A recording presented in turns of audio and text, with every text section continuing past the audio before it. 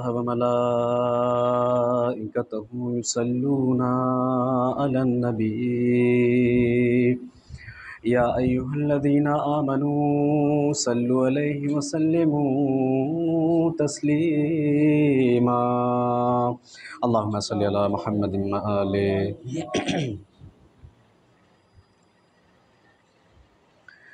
لا حول ولا قوة إلا بالله العلي العظيم أعوذ بالله السميع العليم من الشيطان اللعين الرجيم بسم الله الرحمن الرحيم رب اشرح لي صدري ويسر لي أمري واحلل عقدة من لساني يفقه قولي حسبنا الله نعم الوكيل نعم المولى ونعم النصير الحمد لله الذي هدانا لدينه الذي ارتضى وسبيله الذي استفهى ونصرنا لما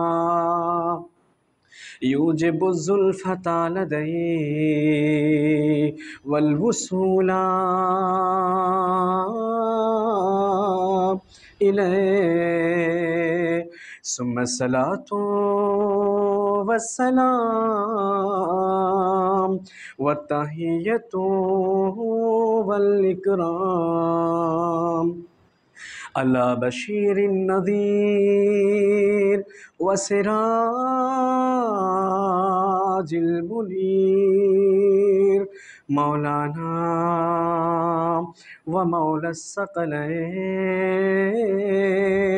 جد الحسنين والحسين أبي القاسم محمد اللهم صل على محمد وآله ثم الصلاة والسلام والتحية والإكرام على أهل بيته الطيبين الطاهرين المعصومين المظلومين المنتجبين المنتخبين الهداة المهديين الذين أذهب الله عنهم الرجس وطهرهم تطهيرا اللهم صل على ولعنة الدائمة الباقية الأبدية الأزلية ولا أعدائهم أجمعين من الأولين والآخرين من أول يوم ظلمهم إلى قيام يوم الدين أما بعد فقد قال اللہ تبارک و تعالی فی کتابہ الحکیم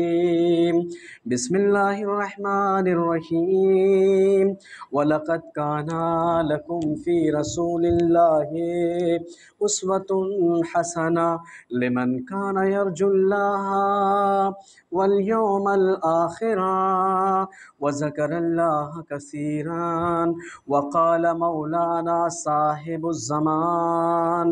وَفِي ابْنَةِ رَسُولِ اللَّهِ صلی اللہ علیہ وآلہ لی اسوۃ حسنہ۔ صلوات فرما دے محمد والے محمد کی ذات گرامی والا۔ اپنی صحت و سلامتی کے لیے ایک مرتبہ اور بلند تر درود پڑھیں محمد والے۔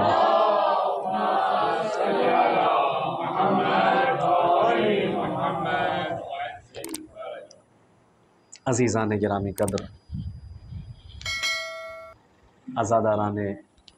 سرکار سید الشہداء حضرت زہرا، ہم لوگ ان ایام میں جو کہ ایام فاطمیہ سے جن ایام کو ہم تعبیر کرتے ہیں شہادت حضرت زہرا کے ایام، بی بی کی شہادت کی تاریخ اور اس کے ایام، اس ایام میں ہم اپنے گھروں پر مجالس کا انعقاد کرتے ہیں، اپنے امام بارگاہ میں، اپنی مساجد میں اہل بیت عصمت و طہارت کی تعزیت اور تسلیت اور پرساداری کے لیے،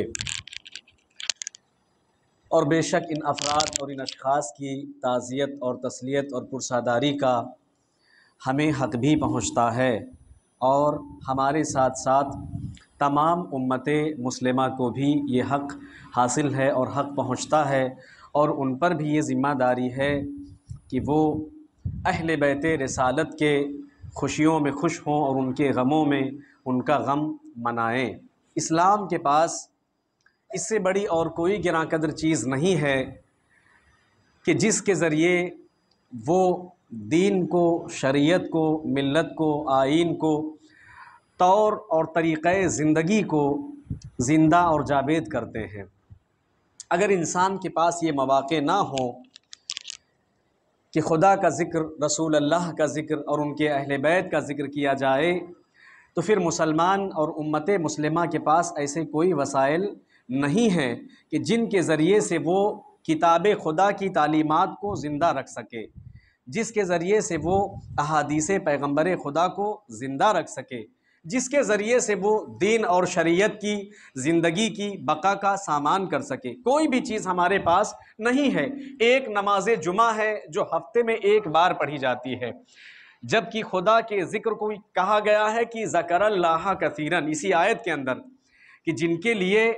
ہم نے نبی کو اسوہ بنایا ہے، قدوہ بنایا ہے، وہ کون لوگ ہیں؟ تین چیزیں، کہ جو پروردگار عالم کی لقاء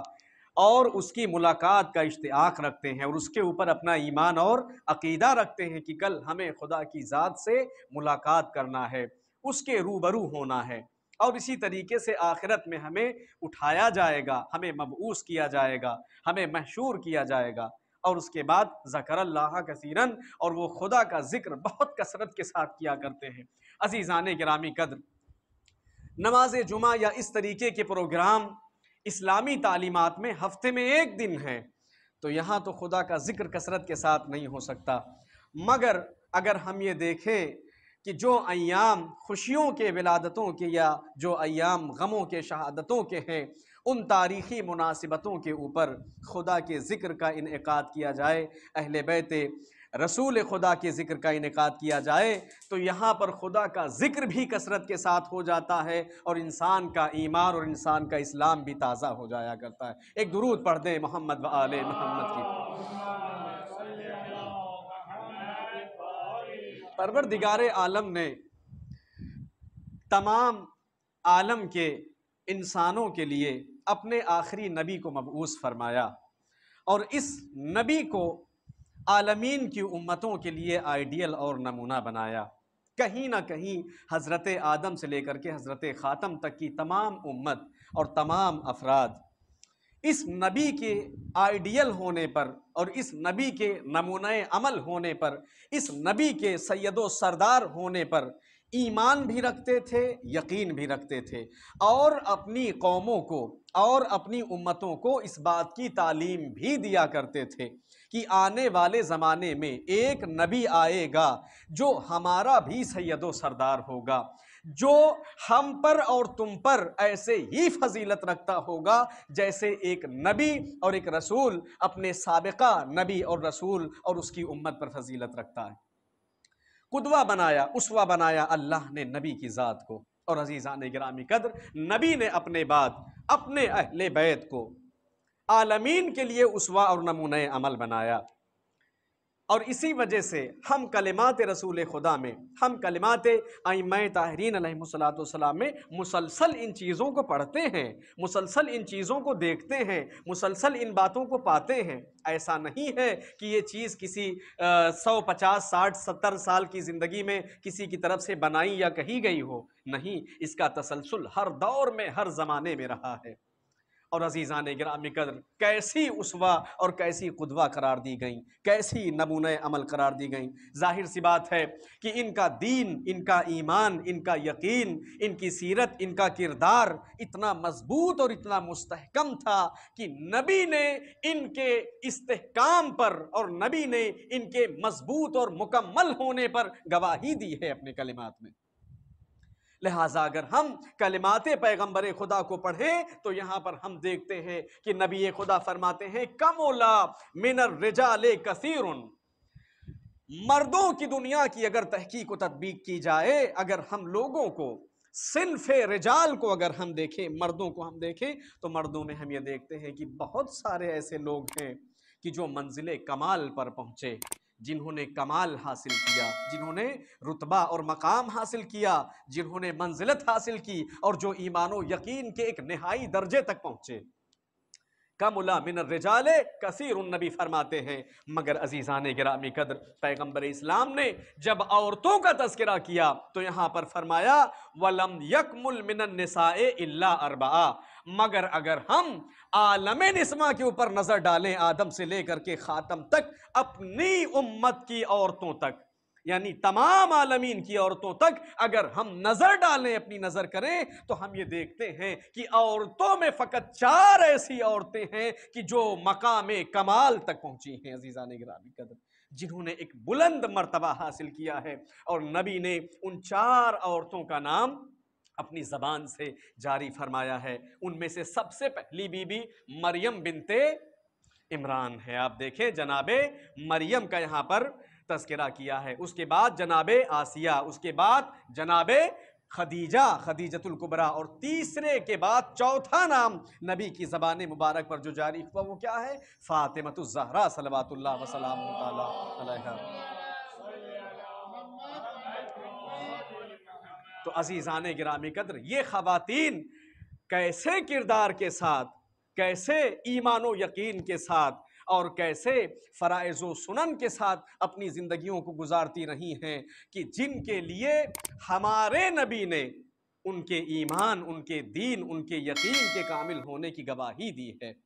کہ مردوں میں تو بہت سارے لوگ کامل ہوئے، مگر عورتوں میں یہ عورتیں اور یہ خواتین ہیں کہ جو ایمان و یقین اور دین و آئین پر کمال اور مرتبہ رکھتی ہیں اور کمال حاصل کرتی ہیں۔ عزیزان گرامی قدر، اس شہزادی کو قدوہ اور اسوہ بنایا ہے نبی کریم نے۔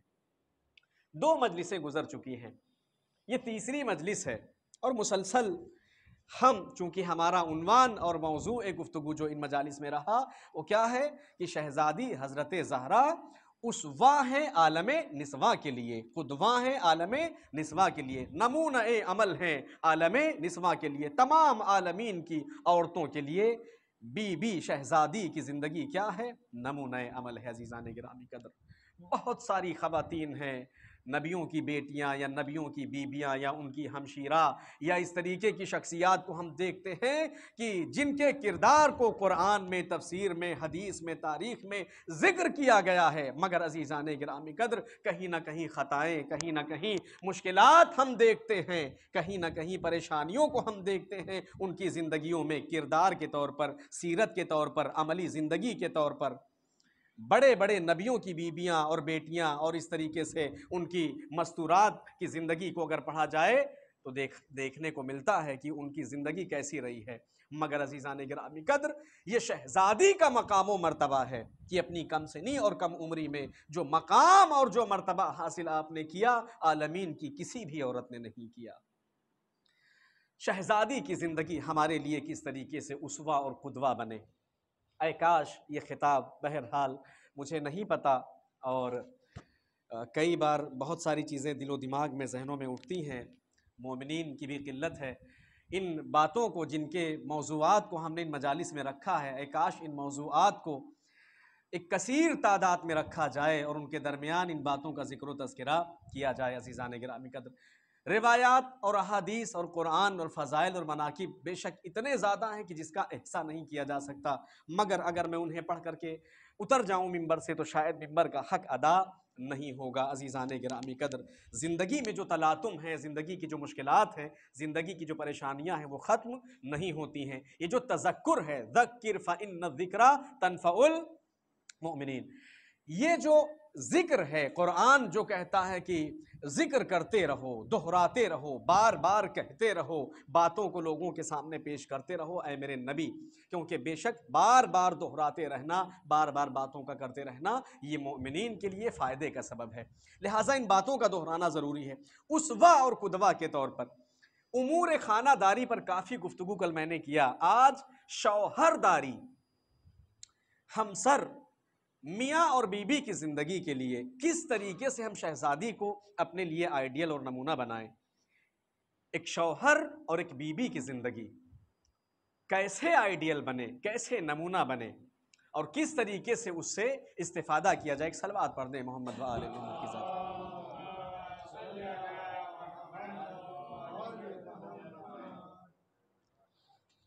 علیکم السلام۔ ایک اور درود پڑھ دیں محمد و آل محمد کی ذات گرامی پر۔ آج کا یہ جو دور ہے، آج کا یہ جو زمانہ ہے، اور اس دور اور اس زمانے سے بالخصوص جو ایک جوان نسل ہماری اور ہماری قوم گزر رہی ہے، وہ نا گفتہ نہیں ہے۔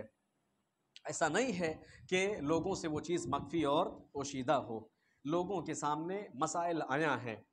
کہ آج ایک جوان مرد، ایک جوان لڑکا یا ایک جوان عورت اور ایک جوان لڑکی کی جو زندگی ہے،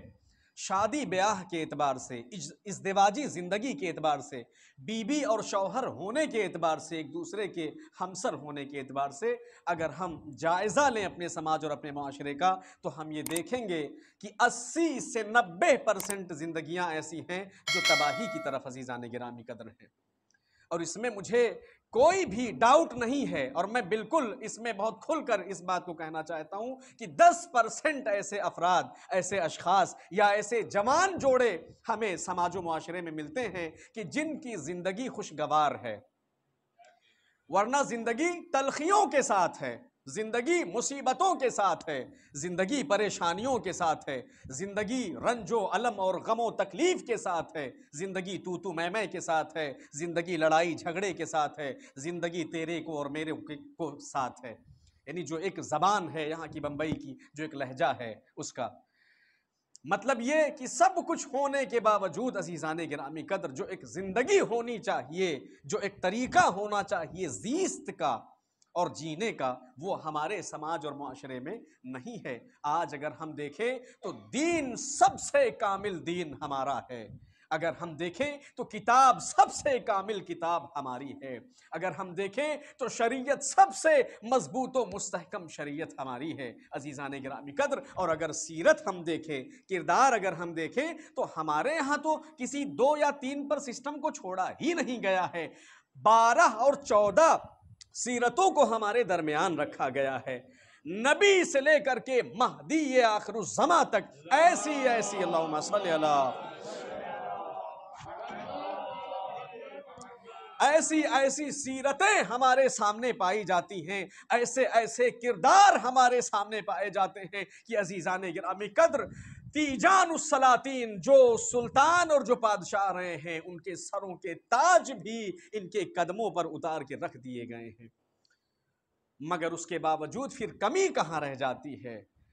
ہم کیوں پیچھے ہیں؟ ہماری زندگی کے مسائل ختم کیوں نہیں ہوتے؟ ہماری پریشانیاں ختم کیوں نہیں ہوتی؟ ہم کیوں اس طریقے سے گرمی اور گہمی گہما کا شکار ہیں؟ اس کی ایک وجہ یہی ہے کہ ہم اس سیرت کو، اس کردار کو فالو نہیں کرتے ہیں عزیزان گرامی قدر، اس سنت کو، اس طریقت کو، اس کی پیروی نہیں کرتے کہ جو ہم تک پہنچایا گیا ہے، جو ہم تک بھیجا گیا ہے، جو ہمیں دیا گیا ہے عزیزان گرامی قدر۔ مجلسیں یا محفلیں گرم روٹیوں کے یا گرم کھانوں کا نام نہیں ہے، بلکہ ان روایات اور ان اقدار کو زندہ کرنے کا نام ہے کہ جن روایات و اقدار کے لیے عزیزان گرامی قدر حضرت زہرا جیسی بی بی نے شہادت کے مقام و مرتبے کو حاصل کیا ہے، جس روایات و اقدار کے لیے علی جیسے عظیم انسان نے اپنی گردن اور اپنی شہرک کا خون پیش کیا ہے، جن روایات و اقدار کے لیے حسن و حسین جیسے جوانان جنت کے سردار نے اپنی قربانیاں اور اپنی تضحیت کو پیش کیا ہے۔ تو عزیزان گرامی قدر، ہم کچھ چیزوں کو، کچھ روایات کو، کچھ باتوں کو آج ذکر کرنا چاہیں گے کہ کس طریقے سے ہم شہزادی کو اپنے لیے، کس طریقے سے ہم امام کو اپنے لیے آئیڈیل اور اسوہ بنائیں، تاکہ یہ ہماری زندگی کی جو مشکلات ہیں، پریشانیاں ہیں، یہ برطرف ہو جائیں۔ آج آپ دیکھیں شادی بیاہ کو بہت زیادہ عرصہ نہیں گزرتا، بہت زیادہ وقفہ نہیں گزرتا کہ ادھر نکاح نامے کی وہ جو سیاہی ہوتی ہے وہ ابھی سوکھنے بھی نہیں پاتی کہ طلاق نامے کے اوپر دوسرا قلم چل جاتا ہے۔ کسی اور دین کے اندر، کسی اور مذہب کے اندر، کسی اور شریعت اور ملت کے اندر، کسی اور جگہ پر یہ چیزیں دیکھنے کو ملے تو عزیزان گرامی قدر بات سمجھ میں آتی ہے، مگر دین اسلام کے ماننے والے مسلمین و مومنین کے یہاں بالخصوص فقہ جعفری اور مذہب اہل بیت علیہ الصلوۃ والسلام پر چلنے والوں کے یہاں کثرت کے ساتھ یہ چیزیں آج پائی جاتی ہیں۔ مرد بے غیرت ہو گیا ہے، مرد بے حیا ہو چکا ہے، مرد اپنی غیرت اور اپنی حمیت، اپنی جرأت، اپنی شجاعت اور اپنی شہامت کا سامنا نہیں کرتا۔ عزیزان گرامی قدر، کسی کا بھی بیٹا یا کسی کی بھی بیٹی ہو، لیکن یہ مسائل ہماری زندگیوں میں پائے جاتے ہیں، مگر انہیں کیسے برطرف کیا جائے گا؟ اہل بیت کی سیرت اور ان کے کردار پر چلتے ہوئے، انہیں اپنا آئیڈیل، انہیں اپنا نمونہ بناتے ہوئے، انہیں اپنا اسوہ اور انہیں اپنا قدوہ بناتے ہوئے۔ میں کچھ ایک روایت آپ کی خدمت میں پیش کرنا چاہتا ہوں، اس کے لیے ایک صلوات پڑھ دیں، محمد و آلہ۔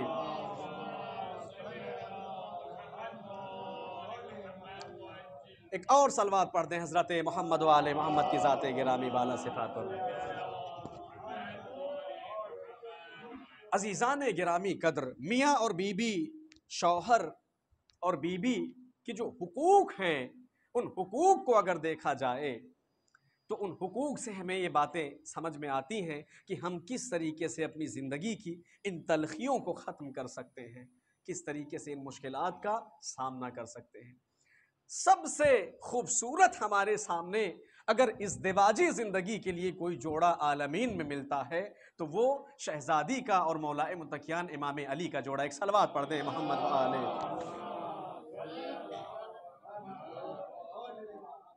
عزیزان گرامی قدر، یہ دو جوڑے ملتے ہیں، اگر ان کی زندگی پر ہم طائرانہ نظر کریں تو بہت سے اپنے مسائل کو حل کر سکتے ہیں۔ روایات کے اندر شوہر اور بیوی کی زندگی کے لیے جو اہل بیت علیہ السلام کے فرامین ہیں، امام فرماتے ہیں کہ ایک عورت کا جہاد یہ ہے، عورت کا شروع عورت سے کرتے ہیں تاکہ بات مکمل رہے، شہزادی کی مجلس ہے۔ ایک عورت کا جہاد کیا ہے؟ امام موسیٰ کاظم نے اور پیغمبر خدا نے بھی دونوں سے روایت نقل ہوئی ہے، فرماتے ہیں کہ جہاد المرأۃ حسن التبع لزوجہا، ایک عورت کا جہاد یہ ہے کہ وہ اچھی شوہرداری کرے، اپنے شوہر کے ساتھ نرم رویہ رکھے، اپنے شوہر کے ساتھ شفیق اور مہربانی والا رویہ رکھے، اپنے شوہر کے ساتھ الفت اور محبت کا رویہ رکھے، دوستی کا رویہ رکھے۔ حسن التبعل، اچھی شوہرداری لزوجہا، اپنے شوہر کے ساتھ۔ دونوں موضوع پر روایتیں پڑھوں گا اور کوشش کروں گا تاکہ اپنے موضوع کو مکمل کر سکوں۔ اچھی شوہرداری عزیزان گرامی قدر،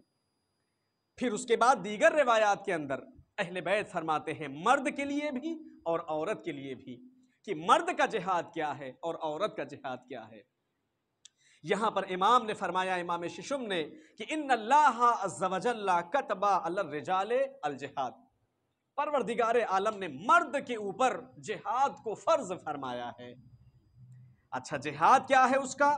اور عورت کے اوپر بھی جہاد کو فرض فرمایا ہے، وعلی النساء الجہاد،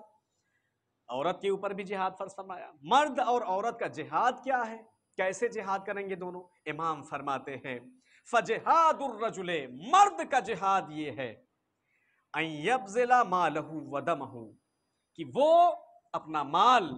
اور اپنے خون کو خدا کے راستے میں پیش کرے،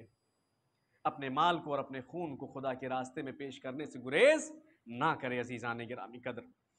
حتی یقتل فی سبیل اللہ، یہاں تک کہ خدا کے راستے میں قتل کر دیا جائے۔ پھر امام نے فرمایا وجہاد المرأة ان تصبر علی ما تری من اذی زوجہا وغیرتہ، عورت کا جہاد کیا ہے؟ عورت کے جہاد کے لیے امام نے فرمایا کہ عورت اپنے شوہر کی طرف سے آنے والی اذیت کے اوپر صبر کرنا ہے، وہ صبر کرے اس اذیت کے اوپر، اس مصیبت کے اوپر جو اس کے شوہر کی طرف سے اس کے اوپر آتی ہے۔ کسی بھی طریقے سے ناراض ہو گیا، غضبناک ہو گیا، غصہ ہو گیا، تو اس کے غیظ و غضب کا سامنا کرے۔ کیسے؟ اپنے صبر کے ذریعے سے، اپنے حسن خلق کے ذریعے سے۔ ابھی میں آ رہا ہوں نیچے کی ایک دو روایات پڑھوں گا تو آپ دیکھیں گے کہ صابر مرد اور صابر عورت کا مقام دین میں کیا رکھا گیا ہے عزیزان گرامی قدر۔ یوں تو زندگیاں گزر جاتی ہیں، چلتی رہتی ہیں، کسے پتا ہے، مگر دین نے یہ جو نظام، یہ جو اسوہ اور قدوہ اور یہ نمونہ عمل اور یہ جو آئیڈیل ہمارے سامنے پیش کیا ہے، بنایا ہے، رکھا ہے، اگر اسے ہم جانیں تو عزیزان گرامی بہت کچھ ایسا ہے جو ہماری زندگیوں میں درست ہو سکتا ہے اور ٹھیک ہو سکتا ہے۔ لہٰذا کیا فرمایا کہ شوہر کے اذیت کو برداشت کرے، یہ جہاد ہے عورت کے لیے۔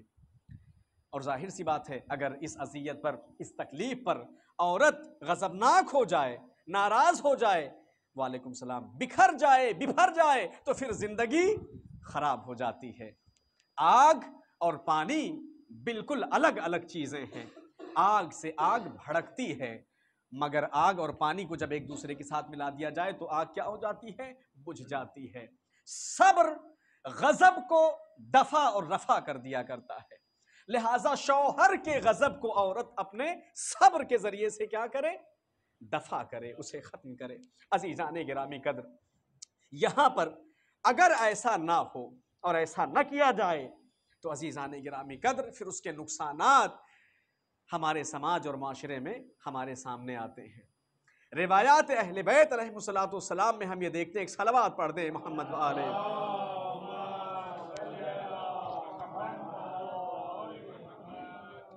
عزیزان گرامی قدر، یہاں پر ہم روایات کے اندر دیکھتے ہیں کہ یہ جو عورت کو صبر کا حکم دیا گیا ہے، کس لیے؟ کیونکہ مرد کا جو مقام اور مرتبہ عورت کے لیے رکھا گیا ہے یہ واضح اور آشکار ہے۔ پیغمبر خدا نے کچھ وفد سے گفتگو کرتے ہوئے، کچھ لوگوں سے گفتگو کرتے ہوئے، کچھ لوگ آئے پیغمبر کی خدمت میں اور کچھ باتیں، کچھ سوال، کچھ جواب، اور اس کے بعد کچھ باتیں کرنے لگے۔ پھر پیغمبر خدا سے انہوں نے کہا کہ ان رأینا اناسا یسجد بعضهم لبعض، ہم نے کچھ لوگوں کو دیکھا ہے کہ وہ بعض کو سجدہ کرتے ہیں، جھکتے ہیں ان کے سامنے، سجدہ کرتے ہیں۔ یعنی کس طریقے سے شوہر کی عظمت اور اس کے مقام کی مبالغہ آرائی اس روایت کے اندر ہے، یعنی اس کے مقام کو سمجھاتی ہے کہ اس کا اندازہ بھی نہیں لگایا جا سکتا ہے۔ جو جملہ میں پڑھنے جا رہا ہوں آپ توجہ کیجئے گا اس کے اوپر۔ کہا کہ کچھ لوگوں کو ہم نے دیکھا، رأینا اناسا یسجد بعضهم لبعض، بعض لوگ بعض لوگوں کا سجدہ کرتے ہیں، ہم نے ایسے لوگوں کو دیکھا ہے۔ فقال رسول اللہ صلی اللہ تعالی علیہ وآلہ وسلم لو کنت آمرا احدا ان یسجد لأحد، اگر ایسا ہوتا کہ میں کسی کو کسی کے سجدے کا حکم دیتا، عزیزان گرامی قدر، پہلی بات تو یہ کہ ایسا ہے نہیں، کیونکہ سجدہ تعبد ہے اور وہ صرف پروردگار عالم کے لیے ہے، کسی اور کے لیے نہیں۔ نبی فرماتے ہیں لو کنت آمرن لعہدن، اگر کسی کے لیے بھی میں اس بات کی اجازت دیتا کہ وہ سجدہ کرے، لامرت المرأۃ ان تسجد لزوجہا، تو نبی نے فرمایا کہ میں عورتوں کو حکم کرتا کہ وہ اپنے شوہروں کا سجدہ کریں۔ عزیزان گرامی کریں، کیا مقام ہے اور کیا مرتبہ ہے، عورت اپنے مرد کا سجدہ کرے۔ یعنی آپ دیکھیں، خدا کی عبودیت کے بعد، خدا کی بندگی کے بعد، خدا کی ستائش کے بعد، عزیزان گرامی قدر، اگر کوئی زمانے میں دہر میں اس قابل اور لائق ہے کہ اس کے سامنے اپنے شانوں کو جھکایا جائے، اس کے سامنے اپنے سر کو تسلیم کیا جائے، تو پیغمبر نے فرمایا ہے وہ کیا ہیں؟ شوہر ہیں عورتوں کے، کہ عورت اپنے شوہر کی تعظیم کرے۔ کیا مقام اور کیا مرتبہ ہے۔ لہٰذا صبر کے ذریعے سے عورت اپنے مرد کے غضب کا سامنا کرے، یہ جہاد عورت ہے عزیزان گرامی قدر دین میں۔ اور جب ایسا ہوتا ہے تو ہماری مشکلات برطرف ہو جاتی ہیں، ہماری پریشانیاں دور ہوتی ہیں۔ حق کے رجل بھی میں پڑھوں گا، مرد کے بھی حق کو، تاکہ ایسا نہ رہے کہ عورت کے ساتھ ناانصافی ہو، لیکن چونکہ مجلس شہزادی کی ہے لہٰذا زور میرا اسی بات کی طرف ہے عزیزان گرامی قدر۔ تو کیا فرمایا کہ اپنے شوہروں کا سجدہ کریں، کیوں؟ کیونکہ اللہ نے انہیں یہ مقام اور یہ مرتبہ عطا کیا ہے۔ کس قدر جو ہے مقام و مرتبہ اور رتبہ شوہر کا اپنی بیویوں کے لیے، تواضع کے ساتھ، انکساری کے ساتھ، محبت کے ساتھ، شفقت کے ساتھ ان کے ساتھ پیش آئیں۔ عزیزان گرامی قدر، اس کے مقابل میں دیگر روایات کو اگر ہم پڑھیں تو ہم یہ دیکھتے ہیں، اگر ناراض ہو جاتی ہے عورت، لڑائی کر لیتی ہے عورت، جھگڑا کر لیتی ہے عورت، مخالفت کر لیتی ہے عورت، عزیزان گرامی قدر، اور اپنے شوہر سے اپنے رخ کو موڑ لیتی ہے اور پھیر لیتی ہے، تو پھر اس کے کیا نقصانات دین کے اندر بتائے گئے ہیں۔ ہم روایات اہل البیت علیہ السلام میں پڑھتے ہیں کہ امام جعفر صادق علیہ السلام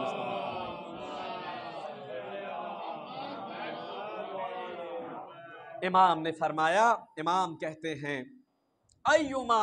امرأۃ باتت وزوجها علیہا ساخط، کوئی بھی عورت جو اپنے گھر میں اس حالت میں زندگی گزار رہی ہو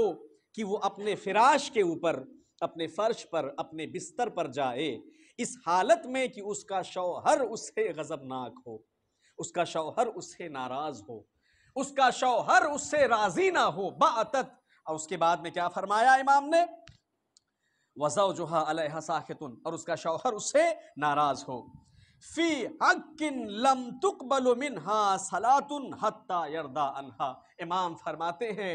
پھر جتنا من چاہے اللہ کا سجدہ کرے ایسی عورت، عزیزان گرامی قدر، کوئی ایک سجدہ بھی اس سے خدا کی بارگاہ میں قبول نہ کیا جائے گا۔ اگر پہلی والی روایت آپ کے ذہن میں ہے جو میں ابھی پڑھ کے گزرا ہوں، تو اس روایت کی یہ روایت تائید ہے عزیزان گرامی قدر، کہ اگر خدا کی عبادت کا حکم ہوتا اور اس کے بعد کسی کی عبادت کا حکم دیا جاتا تو شوہروں کے سجدے کا ہم حکم دیتے۔ اور اس روایت کے اندر کیا کہا گیا ہے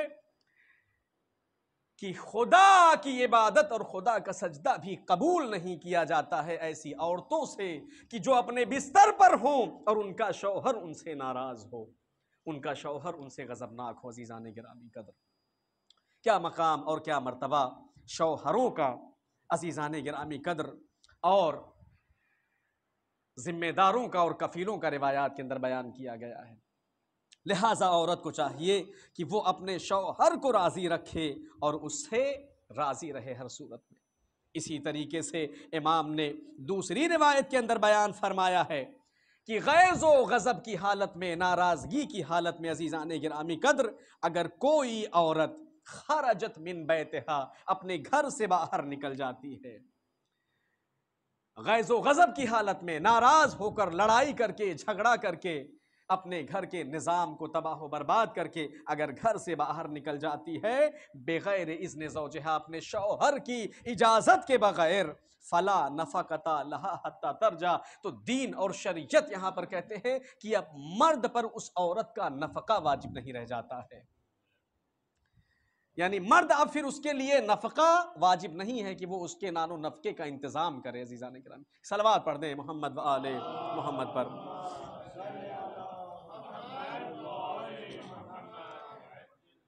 تو عزیزان گرامی قدر عورت کے لیے ضروری ہے، میں ثواب کے طور پر بھی ایک دو روایت کو ابھی پیش کر دوں گا، یہ عورت کی بات تھی کہ عورت کا جہاد کیا ہے۔ عورت کا جہاد حسن التبعل ہے، اچھی شوہرداری، اور اچھی شوہرداری صبر کے ذریعے سے ہے، شکر کے ذریعے سے ہے، قناعت کے ذریعے سے ہے، رضاعت کے ذریعے سے ہے۔ عزیزان گرامی قدر اگر یہ چیزیں نہ ہوں تو پھر زندگیوں کو تباہ ہونے میں وقت نہیں لگتا ہے۔ پورے زمانے کے سامنے نکاح ہوتا ہے، پورے زمانے کے سامنے شادی بیاہ ہوتی ہے، لاکھوں لاکھ روپے خرچ اور صرف کر دیے جاتے ہیں، مگر ایک صیغہ طلاق جاری ہونے میں کتنا ٹائم لگتا ہے؟ ایک ہفتہ پہلے شادی ہوئی، ایک ہفتے کے بعد طلاق ہو رہا ہے۔ ایسے کتنے مصادیق ہم لوگوں کے سامنے ہیں، کتنے فون، کتنے میسج آتے ہیں، مگر ہم لوگوں کی ذمہ داری یہ ہوتی ہے کہ ہر آن کوشش کیا جائے، کیونکہ طلاق کا مسئلہ ایسا ہے کہ نبی نے فرمایا، اہل بیت علیہ السلام فرماتے ہیں کہ اللہ کی حلال چیزوں میں سب سے قبیح اور ناپسندیدہ اگر کوئی چیز ہے تو وہ طلاق ہے۔ عزیزان گرامی قدر ان 3 اور 4 چیزوں میں سے ہے کہ جس کے ذریعے سے عرش الہی ہل جاتا ہے۔ جب کسی یتیم پر ظلم کیا جائے اور کوئی مظلوم اپنے ہاتھ کو بلند کر کے دعا کرے تو عرش الہی لرز اٹھتا ہے۔ اور عزیزان گرامی قدر اسی طریقے سے جب کوئی باپ بد دعا کرتا ہے، اور اسی طریقے سے جب کسی عورت کا کسی مرد سے طلاق ہوتا ہے، پیغمبر خدا نے فرمایا کہ مجھے جبرائیل نے اتنی وصیت کیا ہے، اوصانی، میرے بھائی نے، میرے اخی نے، جبرائیل نے اتنی وصیت مجھے کیا ہے، لا ینبغی طلاقها، کہ بالکل بھی مناسب نہیں، بالکل بھی صحیح نہیں ہے کہ کسی عورت کو طلاق دیا جائے، الا کیا ہے، فاحشۃ مبینہ، مگر یہ کہ جب کھلم کھلا کسی برائی کا ارتکاب کر لے۔ تو عزیزان گرامی قدر یہ مشکلات کیوں ہیں؟ یہ مشکلات اسی وجہ سے ہے کیونکہ ہم نے اہل بیت عصمت و طہارت کو اپنے لیے اسوہ اور قدوہ اور نمونہ اور آئیڈیل نہیں بنایا۔ اگر اس زندگی کو، شہزادی کی زندگی کو اگر ہم دیکھیں تو کتنا صبر ہم شہزادی کی زندگی میں دیکھتے ہیں، کتنا شکر ہم شہزادی کی زندگی میں دیکھتے ہیں، کتنا قناعت، کتنا توکل ہم شہزادی کی زندگی میں دیکھتے ہیں۔ عزیزان گرامی قدر ابھی کل کی مجلس میں جو روایت تفصیل کے ساتھ میں نے پڑھی ہے اس میں آپ نے ملاحظہ فرمایا ہے کہ حالت کیا رہتی تھی بی بی کی، مگر اسے ہم اپنی زندگی میں نہیں اپناتے۔ یہ ایک بات تھی کہ عورت کا حق مرد کے ساتھ، یعنی کس طریقے سے اس کی اتباع اور کس طریقے سے اس کی اطاعت کرے، مگر عزیزان گرامی قدر کیا مرد کی طرف سے ایسے کوئی حقوق نہیں ہے؟ کیا مرد اپنی منمانی کرتا پھرے؟ کیا مرد اپنی منچاہی زندگی گزارے؟ کیا مرد جس طریقے سے چاہے ویسے معاشرت کرے اپنی بیوی کے ساتھ یا اپنے محرم کے ساتھ؟ نہیں عزیزان گرامی قدر، جس طریقے سے ایک عورت پر سماج و معاشرے میں دین نے ذمہ داری قرار دی ہے، ویسے ہی ایک مرد کے اوپر بھی ذمہ داری عائد ہوتی ہے کہ وہ بھی اپنی غیرت کے ساتھ باقی رہے، اپنی شجاعت و شہامت کے ساتھ باقی رہے، اور وہ بھی حسن الخلق کو اپنی زندگی کا اپنا آئین قرار دے۔ عزیزان گرامی قدر لہٰذا روایات کے اندر حق المرأة علی الزوج میں بھی ہم ان چیزوں کو دیکھتے ہیں۔ پیغمبر خدا نے فرمایا خیارکم و خیرکم لنسائہ و انا خیرکم لنسائی، بہترین تم میں اور سب سے بہترین تم میں وہ لوگ ہیں کہ جو اپنی بیویوں کے ساتھ نیک اور بہترین ہوتے ہیں، اپنی بیوی کے ساتھ نیک ہوتے ہیں۔ عزیزان گرامی قدر ان کے ساتھ نرم ہوتے ہیں، ان کے ساتھ ملائم ہوتے ہیں، ان کے ساتھ شفیق اور مہربان ہوتے ہیں، تم میں سب سے بہترین ایسے لوگ ہیں۔ اور عزیزان گرامی قدر اس کے بعد میں یہاں دوسری روایت کو ہم اگر دیکھیں تو امام ششم نے، امام جعفر صادق صلوات اللہ وسلامہ تعالی علیہ نے، امام نے فرمایا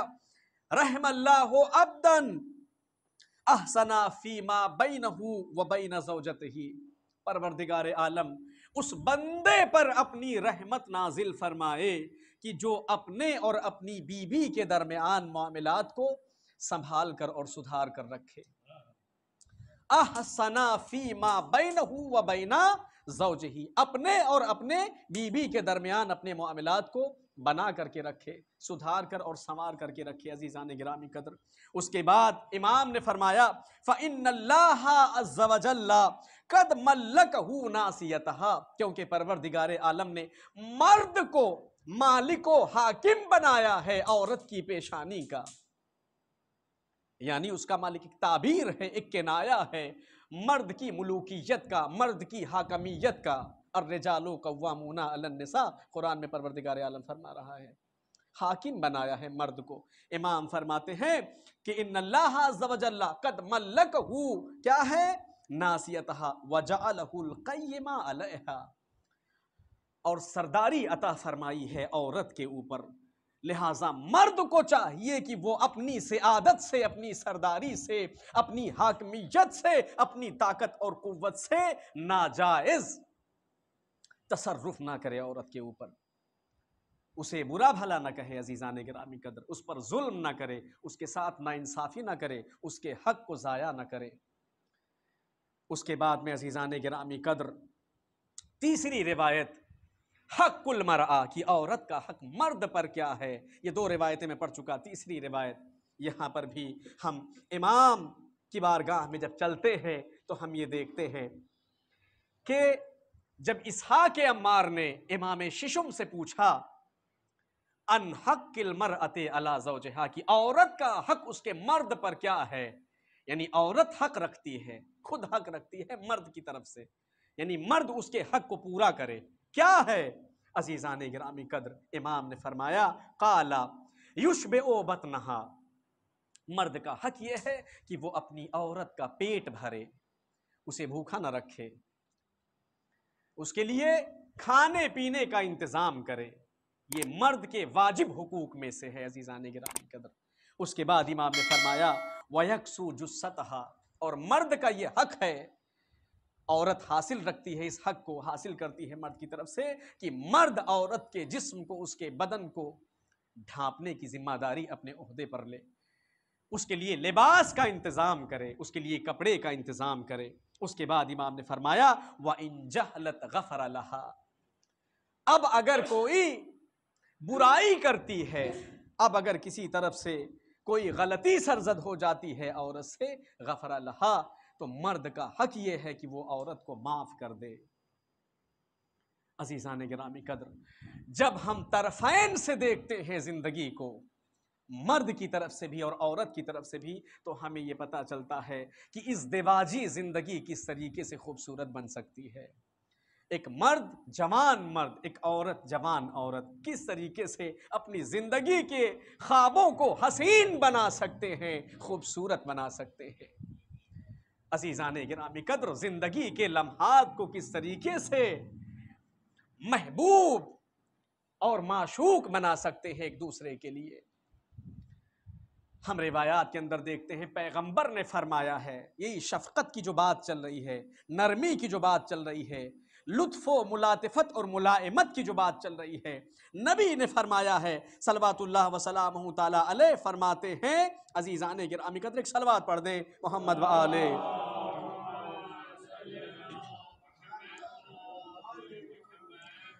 پیغمبر نے فرمایا ہے قول الرجل للمرأة، آپ دیکھیں مطلب چھوٹی چھوٹی چیزیں ہیں مگر کتنی زیادہ اہم ہیں۔ نبی فرماتے ہیں قول الرجل للمرأة انی احبک لا یذهب من قلبها ابدا، مرد کا اپنی عورت سے فقط یہ کہنا کہ میں تجھ سے محبت کرتا ہوں، یہ چیز اس کے دل سے کبھی نہیں نکلتی ہے عزیزان گرامی قدر۔ یعنی شفقت، ملاطفت اور ملائمت کے پہلو کو اگر دیکھا جائے،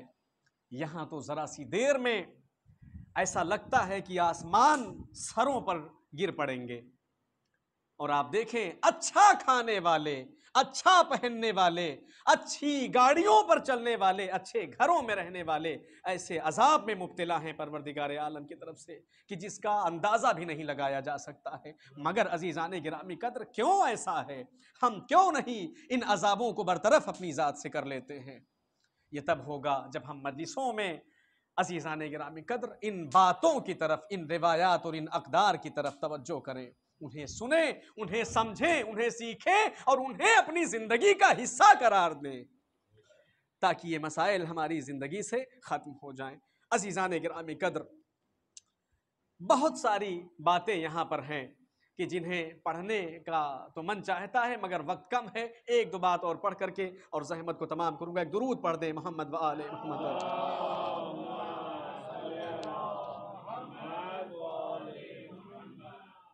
خطاب خطاب مودت تھا، خطاب خطاب محبت تھا کہ محبت کے ساتھ اور مودت کے ساتھ ایک دوسرے کے ساتھ لطف و مدارات کے ساتھ انسان گزر بسر کرے زندگی۔ صبر اگر دونوں کی زندگی میں آ جائے، مرد کی بھی زندگی میں، عورت کی زندگی میں بھی، زندگی بہتر بھی ہو جاتی ہے، زندگی سنور بھی جاتی ہے اور زندگی ماجور و مصاب بھی ہو جاتی ہے۔ مرد کا صبر عورت کے ساتھ اور عورت کا صبر مرد کے ساتھ۔ چھوٹی چھوٹی دو روایت اسے میں پڑھ دینا چاہتا ہوں آپ کی خدمت میں۔ عظمت اہل بیت پر ایک مرتبہ درود پڑھ دیں۔ اللہم صلی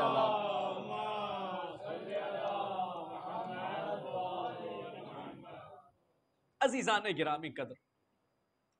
عورت سے، بی بی سے شروع کرتے ہیں اس روایت کو۔ ہم نے روایات اہل البیت علیہ السلام میں، کلمات اہل البیت علیہ السلام میں ان باتوں کو پڑھا اور دیکھا ہے کہ ائمہ معصومین فرماتے ہیں کہ من صبرت علی سوء خلق زوجہا، اگر کوئی عورت، اگر کوئی لڑکی، اگر کوئی بیوی اپنے شوہر اور اپنے مالک کے برے اخلاق کے اوپر صبر کرے، برے اخلاق کے اوپر، سوء الخلق روایت کے اندر کہا گیا ہے، کچھ نازیبا بات کہہ گیا، کسی بات پر ناراض ہو گیا، کچھ غصہ ہو گیا، کچھ ایسی بات کہہ گیا جو نہ کہنے والی تھی، بعد میں انسان پچھتاتا ہے، بعد میں انسان کو پھر افسوس بھی ہوتا ہے۔ اسی وجہ سے غیظ و غضب کو اہل بیت علیہ السلام نے دیوانگی کا حصہ قرار دیا ہے، من الجنون کہا ہے، جنون کا حصہ ہے۔ اور اہل بیت نے فرمایا کہ اگر غیظ و غضب کے بعد پچھتاوا نہ ہو تو پھر انسان مجنون ہے یقینی طور پر، لیکن پچھتاوا آ کر کے اس جنون کو ختم کر دیتا ہے۔ جنون کی قسموں میں سے غیظ و غضب، اب کوئی بات کہہ دیا تو عورت صبر کر لے، عورت کو چاہیے کہ وہ صبر کر لے، ٹھہر جائے، تھم جائے، پرسکون ہو جائے، اسے سنبھلنے کا موقع دے اپنے شوہر کو۔ اگر ایسا کر لیتی ہے عزیزان گرامی قدر تو پیغمبر اسلام فرماتے ہیں اعطاہا مثل ثواب آسیہ بنت مزاحم، پروردگار عالم ایسی عورت کو آسیہ بنت مزاحم کا اجر و ثواب عطا کرتا ہے۔ یہ وہی آسیہ بنت مزاحم ہیں کہ جن کے لیے ابھی میں نے مقدمے میں روایت کو پیش کیا تھا کہ عورتوں میں 4 عورتیں کامل الدین والایمان ہیں، ان میں سے ایک آسیہ بنت مزاحم ہیں۔ حضرت آسیہ بنت مزاحم کا اجر و ثواب عطا کیا جاتا ہے ایسی عورت کو جو اپنے مرد کی نازیبا بات پر یا نازیبا حرکت کے اوپر صبر کر لے۔ عزیزان گرامی قدر، کتنی بڑی بات اس کے اندر ہے کہ یہاں پر نبی نے فرمایا کہ صبر کرے۔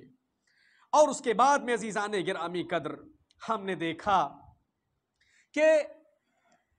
عورت کے مقابلے میں مرد اپنی عورت کے اوپر صبر کرے۔ اگر عورت بدتمیزی کر دے،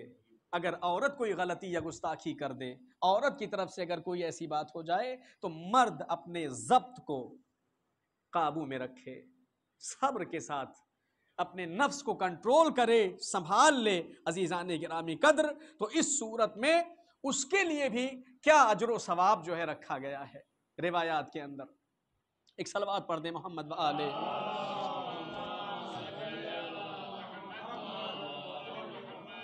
یہاں پر عزیزان گرامی قدر روایت میں ملتا ہے کہ اگر کوئی عورت کے اوپر صبر کر لیتا ہے کوئی شوہر تو پروردگار عالم اسے حضرت ایوب کا اجر عطا کرتا ہے، صبر ایوبی کا اجر اسے عطا کیا جاتا ہے۔ روایت کے اندر آیا ہے صبر جناب ایوب عطا کیا جاتا ہے ایسے شوہر کو۔ عزیزان گرامی قدر، یہ چیزیں اسی وجہ سے ہیں تاکہ زندگی کے جو مراسم ہیں، زندگی کے جو مراحل ہیں، ان کو خوبصورت بنا دیا جائے۔ انہیں بہتر بنا دیا جائے، اور تلخیاں یہ جو زندگی کی ہماری ہیں وہ ختم ہو جائیں۔ شہزادی ہمارے لیے اسوہ اور آئیڈیل اور نمونہ عمل ہیں، مگر کیا ہماری زندگی میں ان کی سیرت یا ان کے کردار کا نفاذ بھی ہوتا ہے؟ ہم اسے نافذ کرتے ہیں؟ امام علی ہماری زندگی کے لیے اسوہ اور آئیڈیل ہیں، مگر کیا ہم ان کی زندگی کو اپنی زندگی میں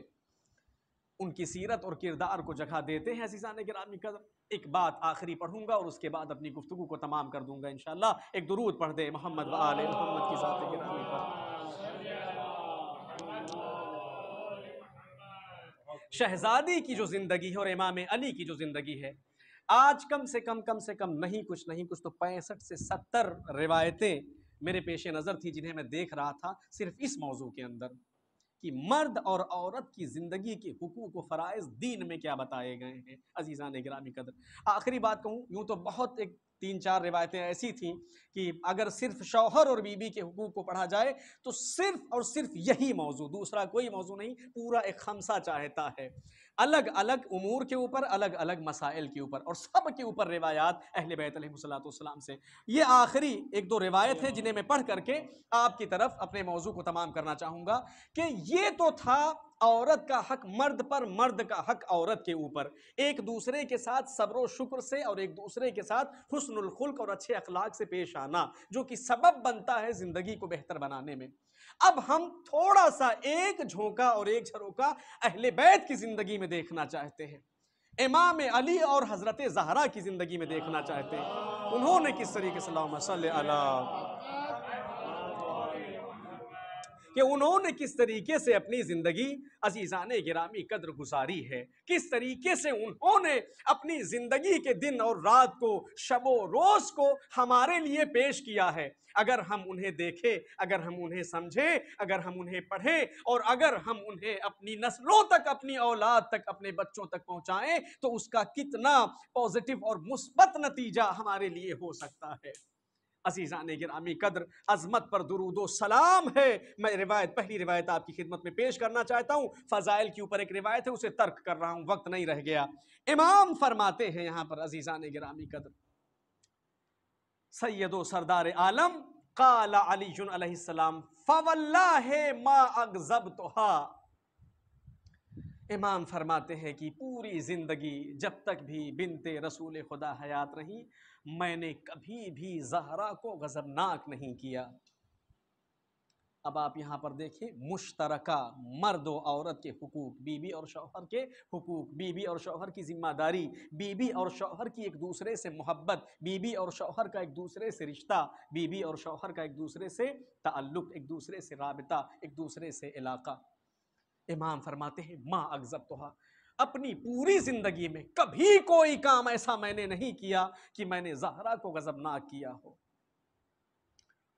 کتنا بڑا دعویٰ ہے یہ امام کی طرف سے عزیزان گرامی قدر، اور کتنا بڑا پیغام ہے عالمین کے مردوں کے لیے۔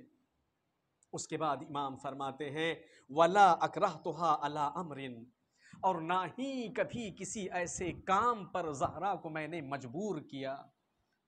جو ان کی مرضی اور ان کی پسند کا کام نہ ہو،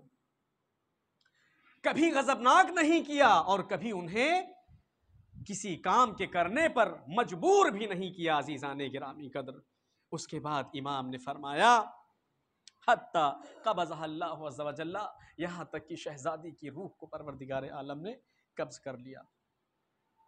پوری زندگی۔ اس کے بعد امام کہتے ہیں، یہ تو امام نے اپنے لیے کہا 2 جملہ کہ میری رفتار، میری گفتار، میرا طور طریقہ، میری چال چلن شہزادی کے ساتھ، ملکۃ العرب کے ساتھ کیا تھی، اور شہزادی کا طور طریقہ میرے ساتھ کیا رہا ہے عزیزان گرامی قدر۔ امام فرماتے ہیں صلوات اللہ وسلامہ تعالی ولا اغضبتنی، نہ صرف یہ کہ ہم نے زہرا کو کبھی غضبناک نہیں کیا، بلکہ زہرا نے بھی کبھی مجھے غضبناک نہیں کیا عزیزان گرامی قدر۔ اب یہ عورت کا کردار پیش کیا جا رہا ہے، آئیڈیل، نمونہ، اسوہ اور قدوہ عالمین کی عورتوں کے لیے، کہ کبھی ایسا کوئی کام زہرا نے نہیں کیا کہ جس کے ذریعے سے میرا دل ٹوٹ جائے، میں غضبناک ہو جاؤں، غیظ و غضب کا شکار ہو جاؤں، میری تیوریوں کے اوپر بل چڑھ جائیں، میری پیشانیوں پر عرق آ جائیں، پسینے آ جائیں، ایسا کبھی زہرا نے نہیں کیا۔ اس کے بعد امام فرماتے ہیں وَلَا أَسَتْ لِي أَمْرًا، اور میرے کسی بھی معاملے میں، میرے کسی بھی کام میں زہرا نے کبھی میری کوئی مخالفت اور نافرمانی نہیں کیا۔ عزیزان گرامی، وَلَا أَسَتْ لِي أَمْرًا، کوئی معصیت، کوئی غلطی، کوئی کوتاہی میرے معاملے میں کبھی بھی بنتے پیغمبر خدا نے نہیں کیا۔ اور اس کے بعد اس جملے کو قسم خدا کی اگر سونا میرے پاس ہوتا تو میں کہتا کہ سونے کے پانی سے اگر اس جملے کو لکھا جائے جو میں اب پڑھنے جا رہا ہوں تو بھی اس کی قیمت ادا نہیں کی جا سکتی تھی۔ امام فرماتے ہیں، توجہ کے ساتھ اس جملے کو سن لیجئے گا، اور بس شاید اسی کے بعد میں گریز کروں اپنے مطلب سے۔ امام فرماتے ہیں عزیزان گرامی قدر وَلَقَدْ كُنْتُ أَنظُرُ إِلَيْهَا، اور بے شک بالتحقیق جب علی ابن ابی طالب، علی جیسا امام، جب میں زہرا کی طرف دیکھتا تھا، جب ان کی طرف نظر کرتا تھا، توجہ کیجئے گا، پھر سے جملہ پڑھ رہا ہوں، پورے وجود کے ساتھ متوجہ رہیں آپ میری طرف۔ امام نے فرمایا وَلَقَدْ كُنْتُ أَنظُرُ إِلَيْهَا، ایسا نہیں ہے کہ میں نے زہرا کو غضبناک نہیں کیا، میں نے انہیں کبھی کسی امر پر مجبور نہیں کیا، اور زہرا نے مجھے غضبناک نہیں کیا اور میری کسی بات میں مخالفت نہ کی، بلکہ عزیزان گرامی قدر امام فرماتے ہیں وَلَقَدْ أَنظُرُ إِلَيْهَا، جب بھی میں زہرا کو دیکھتا تھا، نظر کرتا تھا، ان کے چہرے کی طرف نگاہ کرتا تھا، فَتَنْكَشِفُ عَنِّي الْهُمُومُ وَالْغُمُومُ، تو میرے چہرے سے، میرے وجود سے ہم و غم ختم ہو جایا کرتے تھے، میرا غم دور ہو جاتا تھا، میری تکلیفیں برطرف ہو جاتی تھی۔ ایک درود پڑھ دیں محمد و آل محمد۔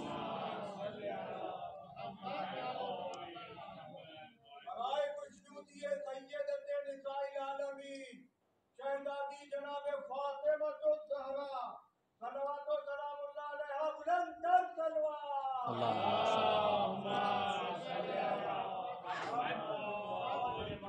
عزیزان گرامی قدر، یہ کتنا آئیڈیل اور کتنا بڑا نمونہ ہے۔ حقوق واللہ پڑھ نہیں سکا میں،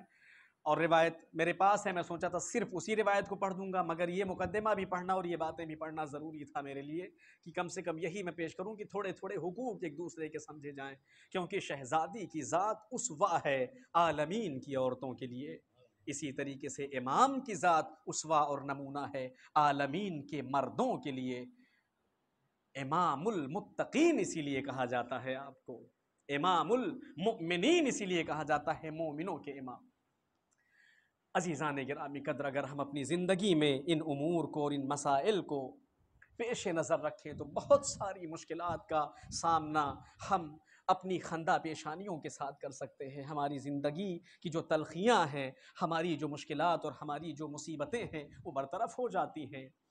حب و محبت، حب و مودت، یہی تو محتاج ہے ایک دوسرے کی کہ جس کے ذریعے سے انسان اپنی زندگی کو خوبصورت بنا لے۔ عزیزان گرامی قدر، مرد اور عورت کا رشتہ کتنا حسین اور کتنا خوبصورت رشتہ ہے کہ پروردگار عالم نے قرآن میں کہا کہ ہم نے تمہاری ہی نفسوں سے تمہاری ازواج کو خلق کیا ہے اور تمہارے درمیان مودت اور رحمت قرار دی ہے۔ مگر جب اللہ نے قرار دیا ہے تو یہ مودت اور یہ رحمت ہمارے درمیان کیوں نہیں پائی جاتی؟ یہ قابل غور اور قابل ذکر بات ہے۔ بہرحال جب ہم شہزادی کو اسوہ اور شہزادی کو اپنا قدوہ مانتے ہیں، اپنا آئیڈیل مانتے ہیں عزیزان گرامی قدر، تو ہمیں چاہیے کہ ہم بی بی کی زندگی کو اپنی زندگی میں فالو کریں، اس کی پیروی کریں، اس کی اتباع اور اطاعت کریں۔ امام کی زندگی کو اپنی زندگی میں پیروی اور اتباع اور اطاعت کا مذہب و مسلک قرار دیں تاکہ ہماری زندگیاں خوشگوار ہو جائیں۔ ایک عورت کے لیے، ایک مرد کے لیے یہ بہترین نمونہ حیات امام میں اور حیات بی بی میں پایا جاتا ہے۔ اور اسی نمونے کے بعد عزیزان گرامی قدر، اگر ہم حیات کے بعد وفات اور ممات کی زندگی دیکھیں تو اس سے ہمیں یہ بات سمجھ میں آتی ہے کہ کتنا گہرا ارتباط بی بی کا، شہزادی کا امام کے ساتھ تھا۔ کتنا گہرا ارتباط ہے اگر ہم حیات کے بعد ممات و وفات پر اس رشتے کو اور اس علاقے کو دیکھنا چاہیں، اس تعلق کو، اس رابطے کو دیکھنا چاہیں۔ عزیزان گرامی قدر، آمادہ ہیں آپ کہ میں چند کلمے مصائب کے بھی پڑھوں اور اس کے بعد آپ کی زحمت کو تمام کر دوں۔ اس رشتے کو اگر ہم دیکھنا چاہیں تو ہم دیکھتے ہیں کہ امام نے جب شہزادی کو سپرد خاک کیا، فنفض یدہ، تو اپنے ہاتھ کو مٹیوں سے جھاڑا، اور مٹیوں سے جھاڑنے کے بعد امام ایک مظلومی کی حالت میں اور ایک مجبوری کی حالت میں، جیسے ایک مجبور اور ایک مظلوم انسان ہوتا ہے، قبر زہرا پر بیٹھتے ہیں، اور بیٹھنے کے بعد عزیزان گرامی قدر پیغمبر خدا کی قبر مبارک کا رخ کرتے ہیں، اور اس کے بعد ایک جملہ ارشاد فرماتے ہیں، السلام علیک یا رسول اللہ انی وان ابنیک، اے اللہ کے رسول آپ پر اس مظلوم کا درود و سلام ہو، اور میری طرف سے اور آپ کی بیٹی کی طرف سے، آپ کی زائرہ کی طرف سے، آپ کی حبیبہ کی طرف سے اس درود و سلام کو قبول فرمائیے، آپ کی عطا کی ہوئی امانت کو آج لوٹانے آیا ہوں۔ مگر اے اللہ کے حبیب و رسول، یہ امانت ویسی نہیں ہے کہ جیسی آپ نے دیا تھا۔ امام نے جب اس جملے کو ذکر فرمایا تو ایک مرتبہ اپنے سر مبارک کو آسمان کی طرف بلند کیا، آواز چیخ مار کر گریہ کیا، صحرا میں آواز علی گونجنے لگی، اے اللہ کے رسول، علی آپ سے شرمندہ ہے کہ آپ کی امانت کو صحیح و سالم پیش نہ کر سکا، زہرا کی پسلیاں ٹوٹی ہوئی ہیں، زہرا کے بازو شکستہ ہیں، علی جیسا امام اس امانت کی حفاظت نہ کر سکا، اجرکم علی اللہ،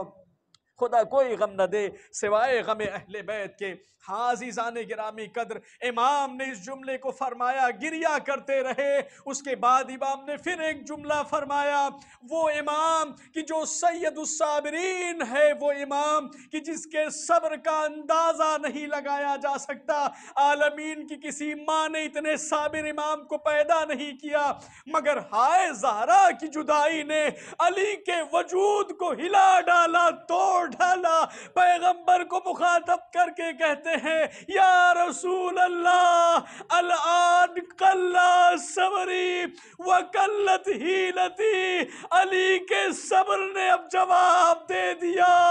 ہائے میرا چہرہ قہر ختم ہو گیا، ہائے علی اکیلا ہو گیا، درود و سلام ہو علی کی اس مظلومیت پر۔ میں کہوں گا اے میرے آقا،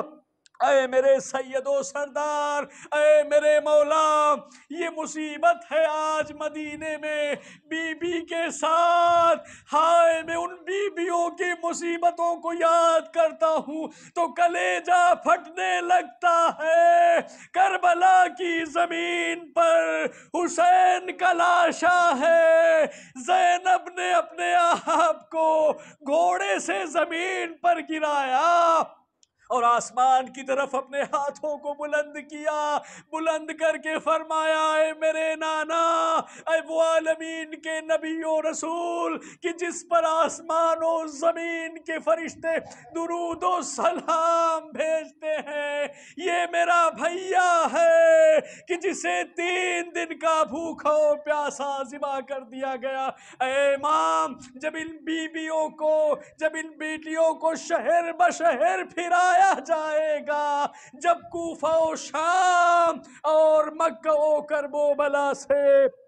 نامحرموں کے بیچ سے گزارا جائے گا، تب پھر آپ کو اپنی قبر میں کیسے سکون ملے گا؟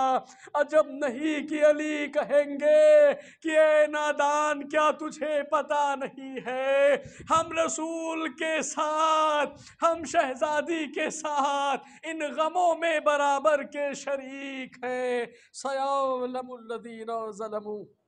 أَيَّ مُنقَلِبٍ يَنقَلِبُونَ وَلَعنَتُ الدَّائِمَةُ الْبَاقِيَةُ علی اعدائہم اجمعین من الاولین والآخرین